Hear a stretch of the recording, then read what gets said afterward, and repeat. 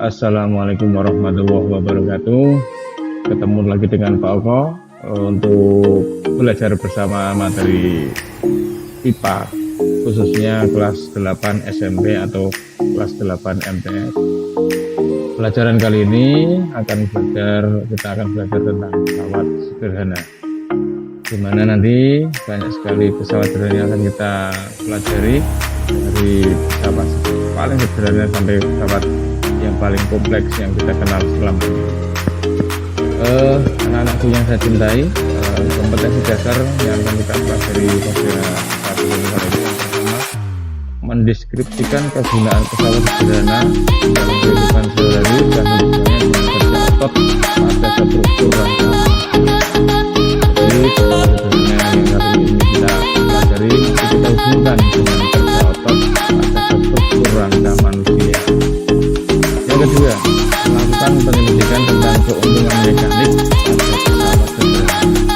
Untuk pertemuan kita kali ini, kita akan membahas tentang yang pertama, yaitu mendeskripsikan kegunaan pesawat sederhana dalam kehidupan sehari-hari dan hubungannya dengan kerja otot pada struktur rangka manusia. Untuk kompetensi dasar yang kedua nanti kita pelajari pada pertemuan dengan Pak Oko berikutnya. Berikutnya indikator. Yang pertama, peserta didik dapat menjelaskan pesawat sederhana dan hubungannya dengan kerja otot pada struktur rangka manusia, serta melakukan penyelidikan tentang keuntungan mekanik pada pesawat sederhana.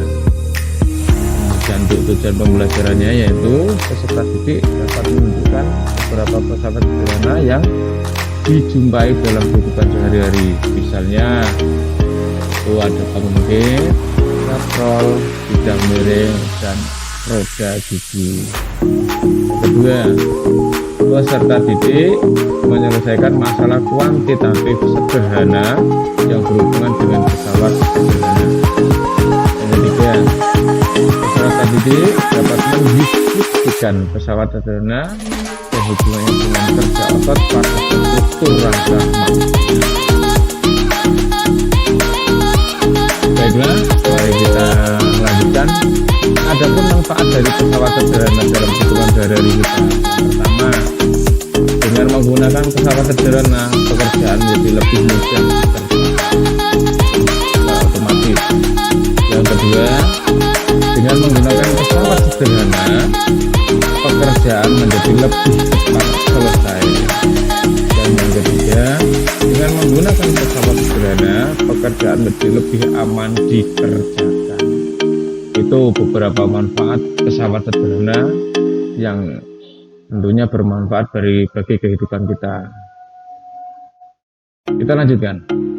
Jenis-jenis pesawat sederhana. Yang pertama, yaitu tuas atau kita sebut juga dengan pengungkit. Yang kedua, yaitu katrol. Yang ketiga adalah bidang miring. Itu adalah jenis-jenis pesawat sederhana yang akan kita pelajari. Nah, di sini kita lihat gambarnya. Untuk pengungkit atau tuas banyak sekali. Yang kedua tentang katrol.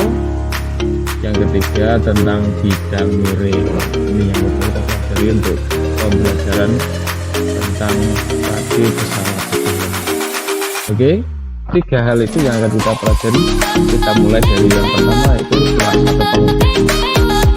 Dalam kehidupan sehari-hari, orang menggunakan pesawat sederhana untuk melakukan yaitu jenis-jenis pengungkit.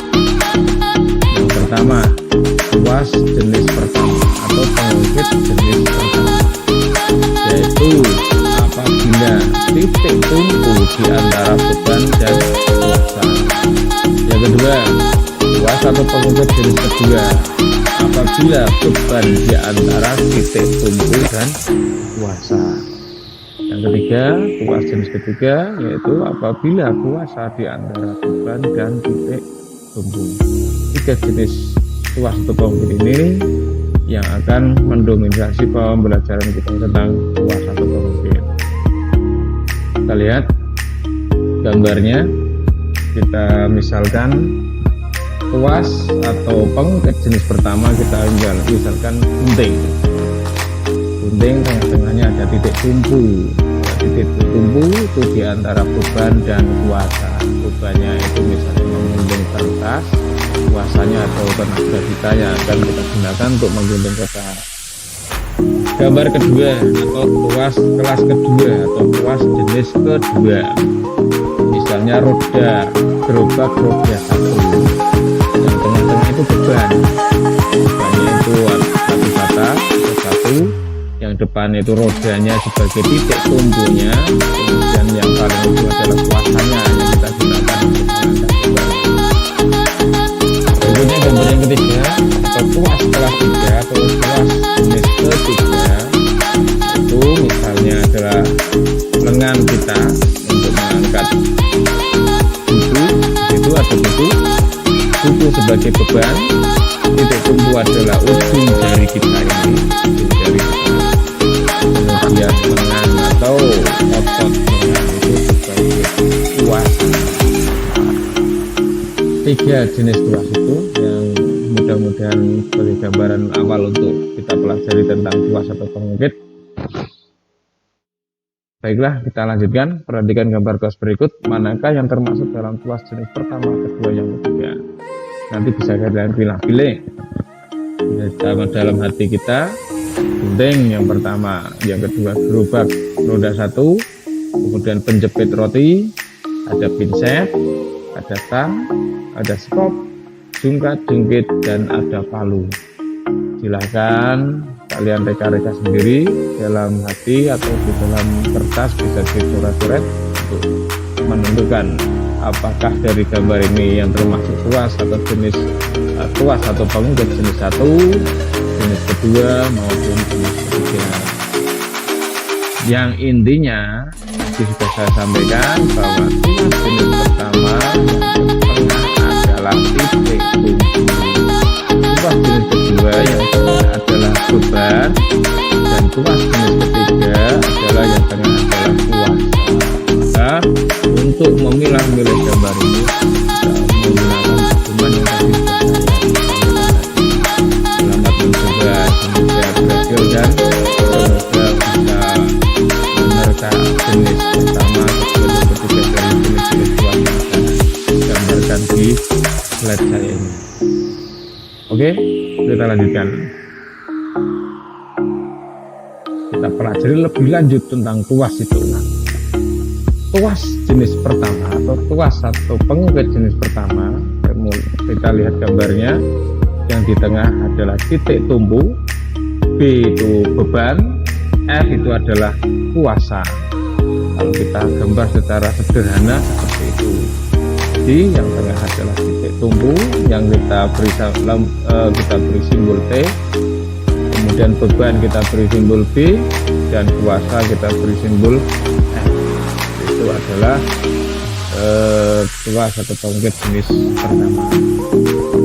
Contoh pengungkit jenis pertama, yang pertama misalnya gunting.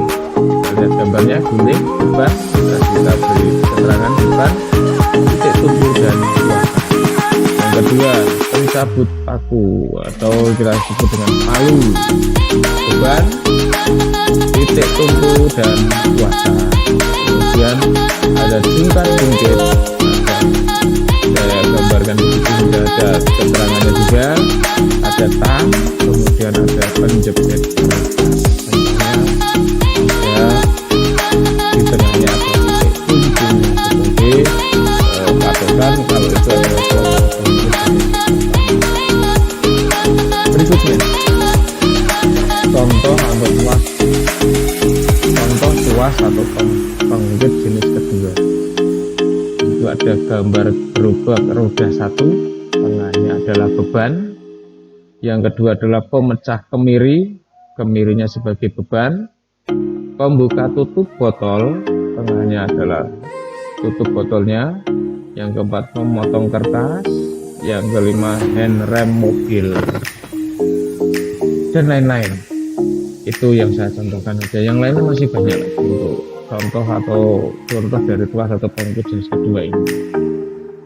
Terima kasih. Berikutnya contoh atau tuas pengungkit jenis ketiga. Yang pertama ada staples.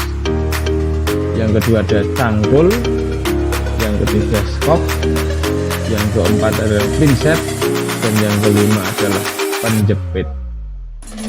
Dan masih banyak lagi, makanya saya tuliskan dan lain-lain.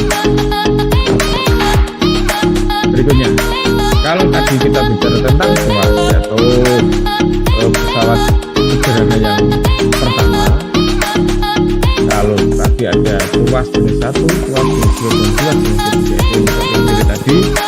Berikutnya adalah pesawat sederhana yang kedua adalah katrol. Jenis-jenis katrol, jenisnya mana tadi? Yang pertama katrol tetap, dan yang kedua katrol bebas. Perbedaannya apa itu katrol tetap dan katrol bebas? Untuk katrol tetap hanya mengubah arah gerak gaya, tetapi tidak menimbulkan keuntungan mekanis. Arah geraknya, gayanya berubah dari yang atas ke bawah, itu geraknya. Itu yang warna ungu itu adalah bebannya, yang warna putih yang bergerak ke atas ke bawah itu adalah gaya atau kuasanya.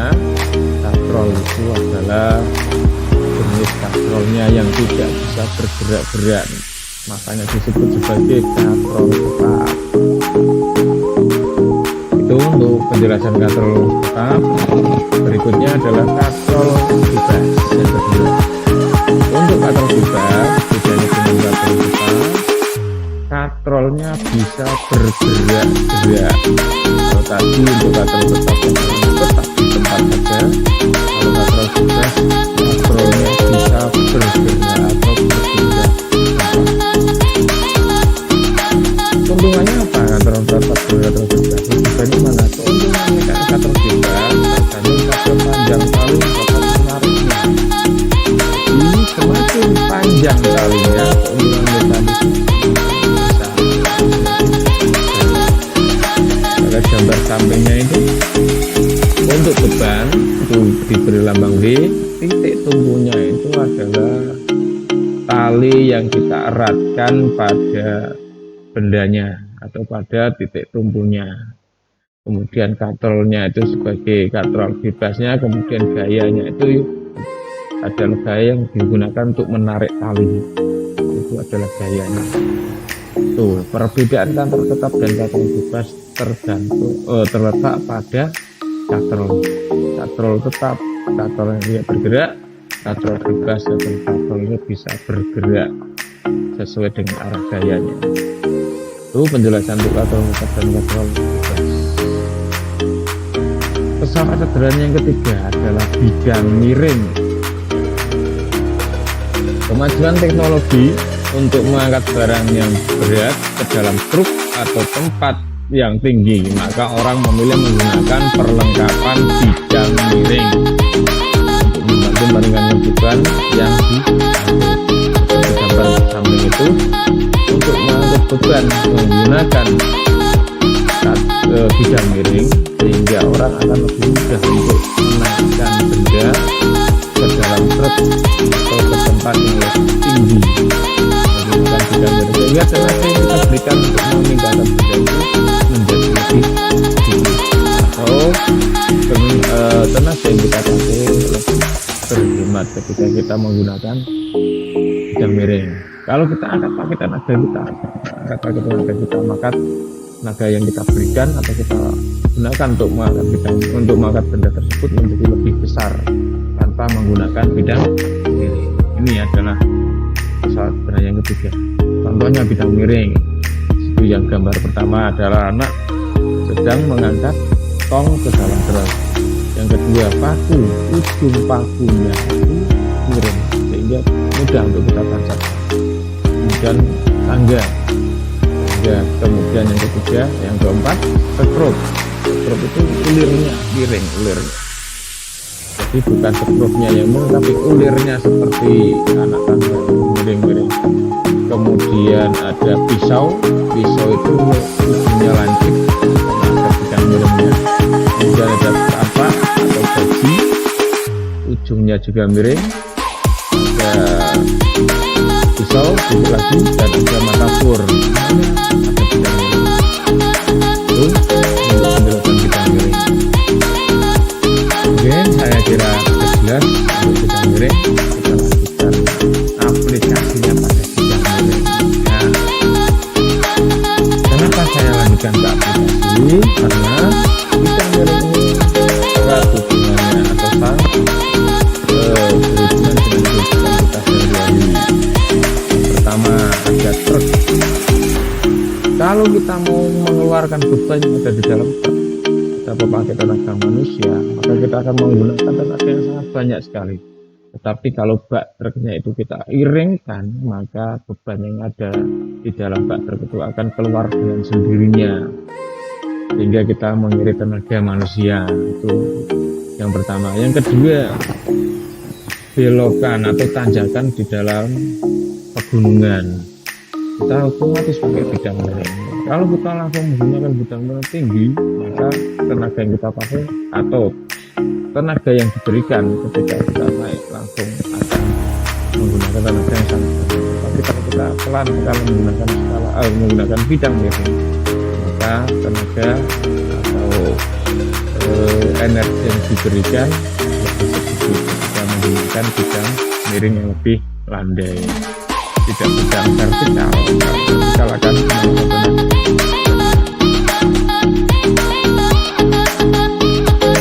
sampai di sini tadi bidang miring agar sudah cukup jelas. Berikutnya adalah struk. Kita bahas struk. Itu adalah sebuah benda yang terbuat dari baja yang memiliki ulir pada bagian sampingnya. Fungsi dari struk adalah untuk menentukan dua buah benda atau lebih, sehingga menggunakan benda yang biasa disatukan bisa terbuat dari kartu maupun baja. Sekrup adalah salah satu contoh dari bidang miring. Makanya sekrup ini saya bahas khusus, biasanya tidak bisa dipakai.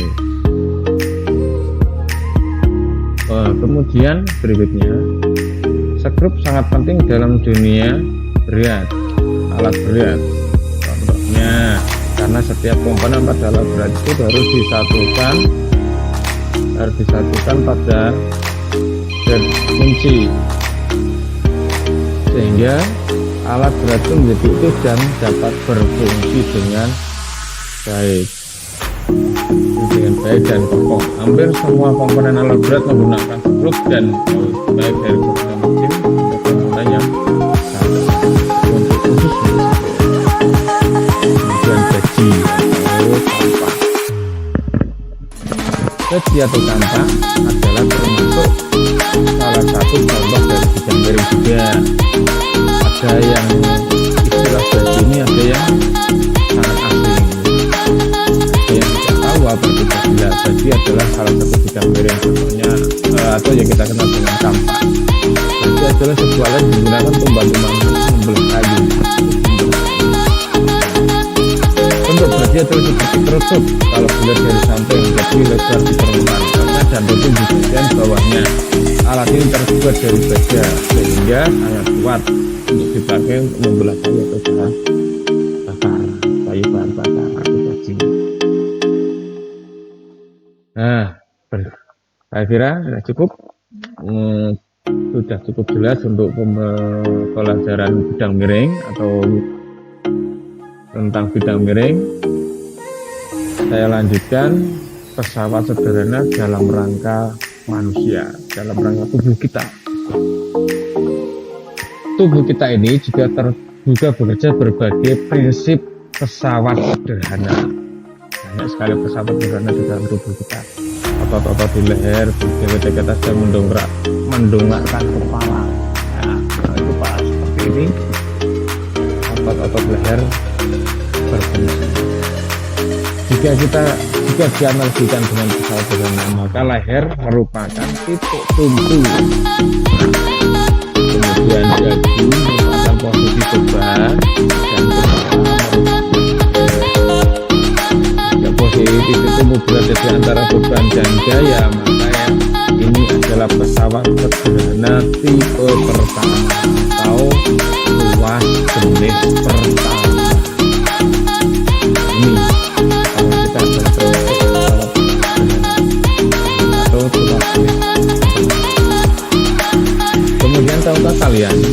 ketika mengangkat beban dengan lengan tengah bagian bawah perangkat, pada prinsipnya merupakan kerja pesawat sederhana, yaitu sistem pengungkit seperti gambar itu. Perhatikan gambar tangan manusia berikut. Titik beban pada jari, titik kuasa pada otot lengan, dan titik tumpu pada sikunya. Itu termasuk contoh pesawat sederhana juga sistem pengungkit. Kalau titik tumpu di tengah, pengungkit jenis berapa? Iya, pengungkit jenis pertama. Ada pertanyaan dulu? Saya kira itu yang bisa saya sampaikan. Mudah-mudahan bermanfaat. Sampai ketemu lagi di video Pak Oko selanjutnya. Semoga bermanfaat untuk pembelajaran secara daring learning, pembelajaran jarak jauh. Ya, terima kasih. Mudah-mudahan bermanfaat. Salam.